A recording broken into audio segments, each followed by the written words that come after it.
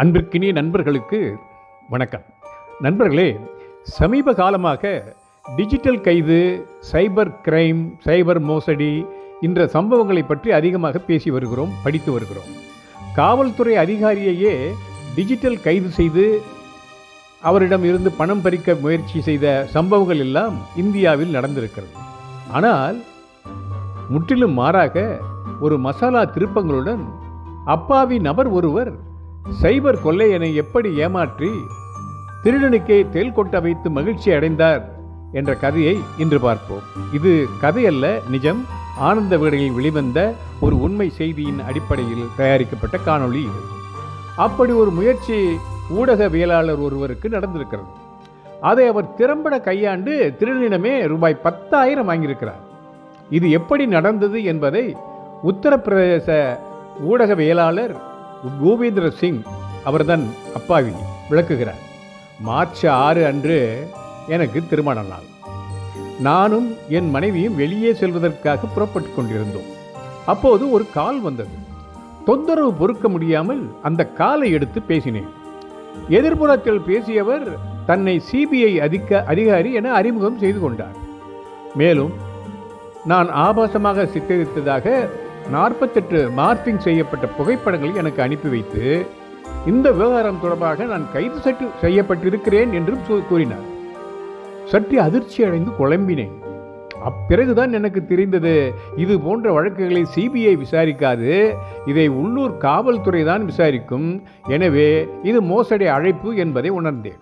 உடனே Google lens மூலம் எனக்கு அனுப்பப்பட்ட புகைப்படங்களை சோதித்ததில் நான் சந்தேகப்பட்டது உண்மையானது. இதற்கிடையில் மீண்டும் அந்த நபர் என்னை அழைத்தார். இந்த வழக்கை முடித்து வைக்க ரூபாய் 16,000 செலவாகும், அந்த பணத்தை கொடுத்தால் விடுவிக்கிறேன் என்றார். நானும் என்னால் அவ்வளவு பணத்தை உடனே கொடுக்க முடியாது, நான் ஏழை, என்னிடம் அவ்வளவு பணம் இல்லை, என்னிடம் இருப்பதெல்லாம் ஒரு 40,000 மதிப்பிலான நகை மட்டுமே, அது கூட அடகு கடையில் இருக்கிறது என்று சொன்னவுடன், அப்படியா, அடகு கடையில் அந்த அடகுச்சீட்டை காட்டியவுடன் என்னுடைய நகையை மீட்க இப்போது பணம் இல்லையே என்று சொன்னவுடன் அந்த நபர், உனக்கு அந்த பணத்தை நான் அனுப்புகிறேன், நகையை மீட்டு அதை விற்று எனக்கு பணத்தை கொடு என்று யூபிஐ கணக்குக்கு ரூபாய் 3,000 அனுப்பி வைத்திருக்கிறார்.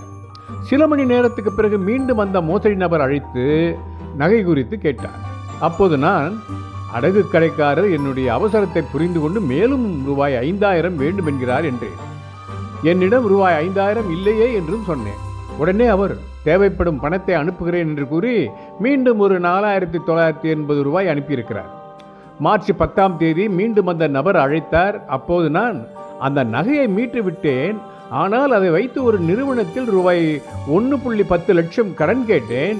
அவர்கள் ப்ராசஸ் ஃபீஸாக ரூபாய் 3,000 கேட்கிறார்கள் என்று சொல்லி என் நண்பன் வேலை செய்யும் நிறுவனத்தின் பேப்பரையும் காண்பித்து விட்டேன். இப்போதும் அந்த நபர் மீண்டும் 3,000 அனுப்புகிறார். மொத்தம் ரூபாய் 10,980 மோசடி நபரிடமிருந்து இந்த நபர் பெற்றிருக்கிறார். பணம் வந்தவுடன் நான் அந்த இணைப்பை துண்டித்து விட்டேன். அவர் தொடர்ந்து அழைத்து கொண்டேதான் இருக்கிறார். நான் அந்த அழைப்புகளை எல்லாம் துண்டித்து கொண்டே இருந்தேன். ஒரு கட்டத்தில் எனக்கு எந்த பணமும் வேண்டாம், நான் அனுப்பிய பணத்தை மட்டுமாவது திருப்பி கொடு என்று அவர் கெஞ்சத் தொடங்கிவிட்டார். அதன் பிறகுதான் எங்களின் உரையாடல்கள் உள்ளிட்டவர்களை ஆதாரமாக வைத்து காவல் நிலையத்தில் புகார் பதிவு செய்தேன் என்றார். இறுதியில் இந்த சூப்பர் ஹீரோ புகார் பதிவு செய்து சைபர் திருடனுக்கு நீதியளித்தார். புத்திசாலித்தனம் கொண்டு சைபர் திருடனுக்கே ஆப்பு வைத்து அல்வா கொடுத்த ஊடகவியலாளர் பூபேந்தர் சிங்கின் கதை சைபர் திருடர்களை எப்படி கையாள வேண்டும் என்ற ஒரு பாடம், எச்சரிக்கை. இது தொடர்பாக கான்பூர் கமிஷனர் அகில்குமார் கூறுவது, இந்த வழக்கு சைபர் துப்பறியும் நபர்களால் விசாரிக்கப்படுகிறது. புகார்தாரருக்கும் மோசடி செய்பவருக்கும் இடையேயான பரிவர்த்தனைகள், வங்கி விவரங்கள், அவரது தொலைபேசி எண், வீடியோ மற்றும் ஆடியோ தொடர்பு ஆகியவற்றின் ஸ்கிரீன்ஷாட்டுகளாக நாங்கள் சேகரித்திருக்கிறோம். விரைவில் மோசடி நடவடிக்கையில் ஈடுபட்ட நபர்கள் சிக்குவார்கள் என்றார்.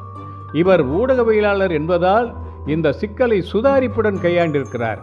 ஆனால் பொதுமக்கள் சற்று கவனமாக இருக்க வேண்டும் என்கிறார். மேலும் சைபர் குற்றவாளிகளை நேரடியாக எதிர்கொள்வது ஆபத்தான சூழ்நிலைக்கு வழிவகுக்கும் என்று எச்சரிக்கிறார். எது எப்படியோ, இப்பொழுதுதான் நமக்கு சாதாரணமான ஒரு நபர் கூட சைபர் திருடர்களை எப்படியும் எச்சரிக்கையாகவும் அல்ல அவர்களுக்கு பாடம் புகட்டும் வகையில் கையாள முடியும் என்பது பூபேந்தர் சிங் நமக்கு உணர்த்தும் கதை. எனவே நண்பர்களே, சுதாரிப்புடன் எச்சரிக்கையுடன் இருப்போம். நண்பர்களுக்கு தேவைப்படுபவர்களுக்கு இந்த செய்தியை அனுப்பி அவர்களையும் நம்பிக்கையுடன் அந்த சைபர் திருடர்களை எதிர்கொள்வதை பற்றி நாம் அறிவுரை வழங்குவோம். வணக்கம்.